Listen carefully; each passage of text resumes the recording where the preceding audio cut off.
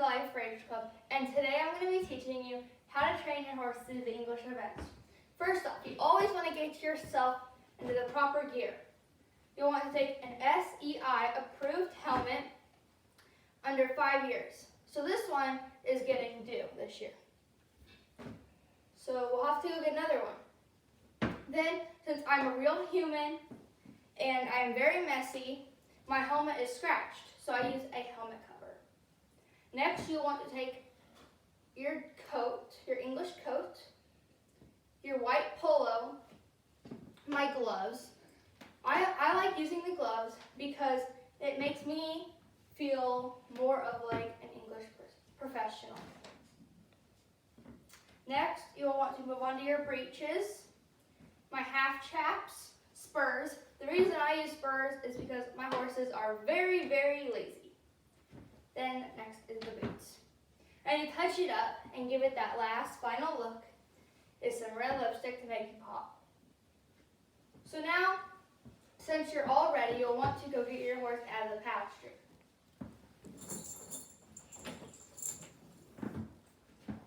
So you get your horse from the pasture and you'll want to tie him or her up on a stable post, which we'll just use our horse trailer.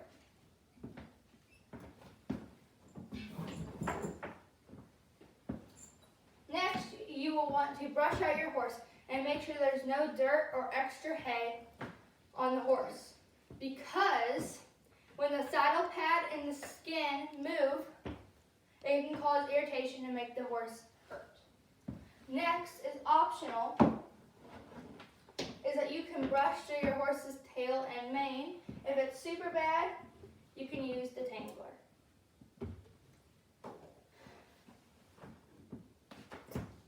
So your horse's is all clean. Now you'll want to put the saddle on.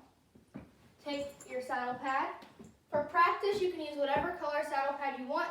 My favorite color is purple, so that's the color I chose.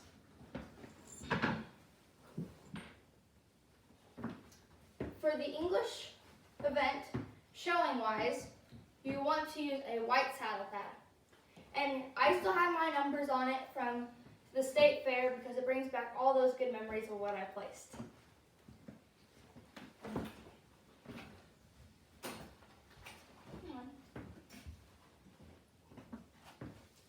Make sure the Velcro's out, which that will be later.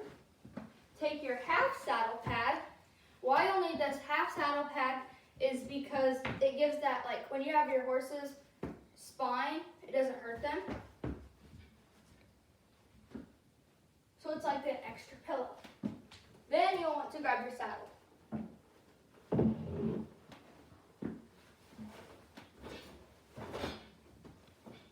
Make sure you walk and make sure everything looks good.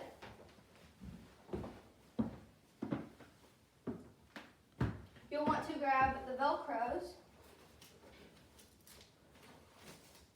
and Velcro them on to the leather straps. So when you ride, the saddle pads don't move. So next, you'll want to grab your cinch. I take it off because when I put it up, it's not my way of grabbing my other Western saddles.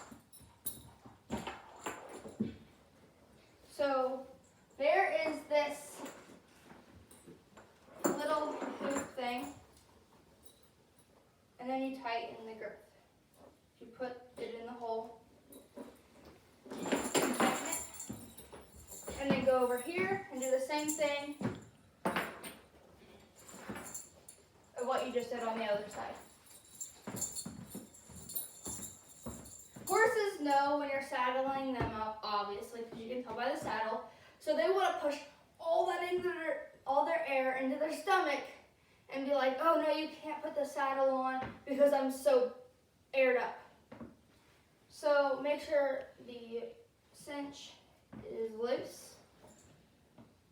So now we want to lunge our horse. So you have the halter and the lead rope.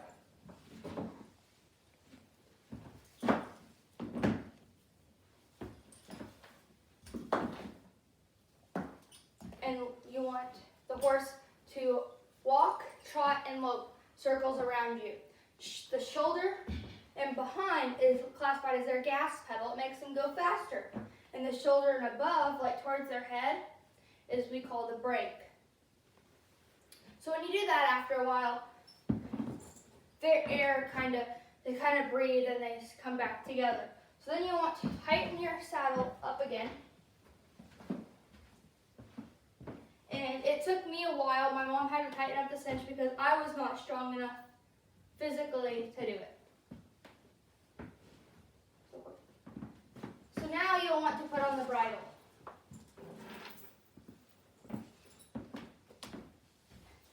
You'll want to go on the left side.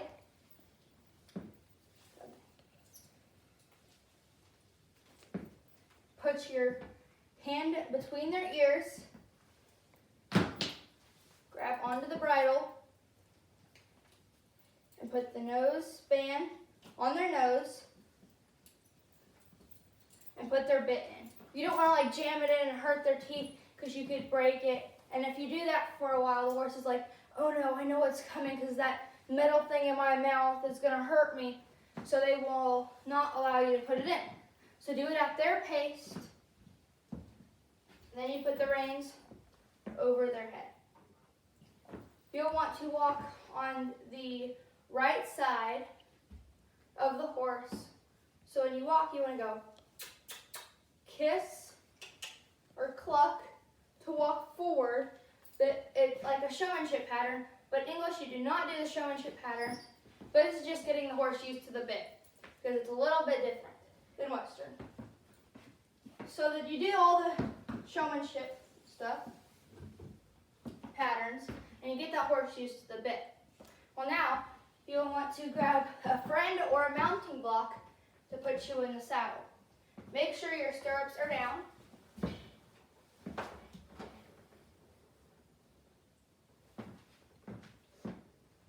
And you have to throw your right leg up before you put your left foot in the stirrup. So after you sit in the saddle, you'll want to make sure you have your heels down for balance. And you need to have your ears, your hips, and your heel all in a straight line when you sit. And make sure you squeeze your knees so you don't fall and lose balance.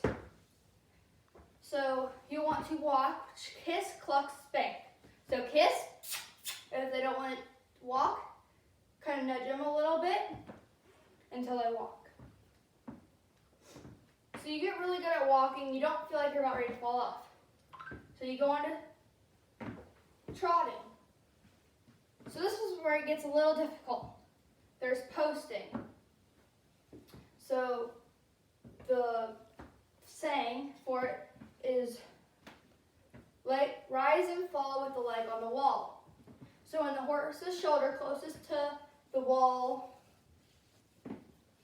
goes up, post. When it comes back, sit down. And keep doing that.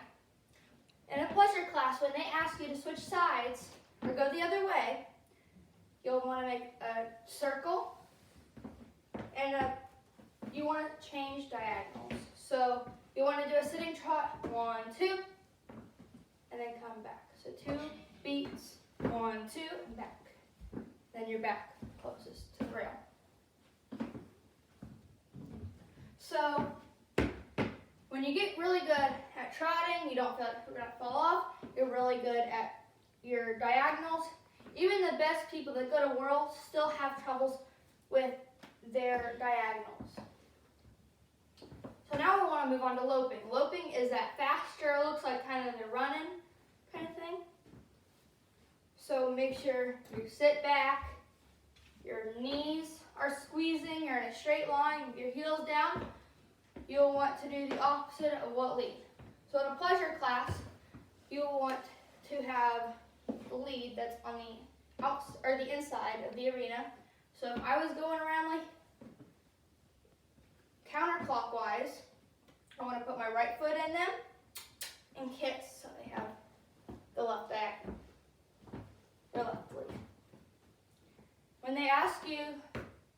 they will never ever ask you in a pleasure class to switch leads or go the other way. They will always ask you to walk or to go to a trot to switch sides.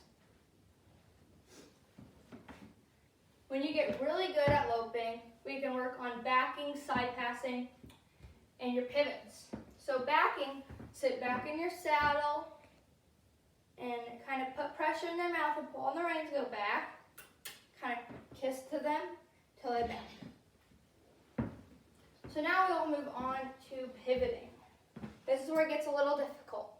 So if I want to go counterclockwise or clockwise, I want to put my left foot on and their back foot should be stay planted. And their front 2 feet should cross. Now side passing, the horse will have to stay in a straight line. If you want to go to the right, put your left foot on and the horse will side pass. So after you're really good with the equitation, which is the pattern, and the pleasure, you'll want to move on to hunter hack. You're asking yourself, what is hunter hack? Well, hunter hack is another word for jumping. And you're like, oh no, jumping, you could fall off. Yes, you can fall off. I fell off at State Fair. My horse did not go over the jump, but I did. It was not a fun experience, but it's part of having a horse. So you want to get back on the ground, take off the bridle, put the halter on, and lunge them, but have poles on the ground. So walk, trot, lope, so they don't click or anything, the poles, or touch them. And then you move them up and do the same thing. If they don't hit it, move it up till you're high enough where you want to be. So then you want to put the bridle back on. So take off the halter, put the bridle back on, get back in the saddle, make sure you have a mounting block or a person to help you. Have the poles back on the ground.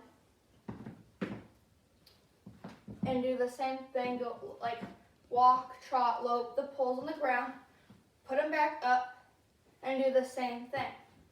So make sure you squeeze your knees so you don't fall off. There's a thing called 2-point when you're jumping. So when you get high enough and your horse actually jumps the poles, you will want to lean forward, kind of stick your butt out, and move with that horse over the jump. And then when you jump, make sure you don't get in the horse's mouth. Just sit back in your saddle and ride with them again. And then when you get super good at that, you can do bareback, but that's a different topic. So that's how you train your horse to do the English events. Thank you.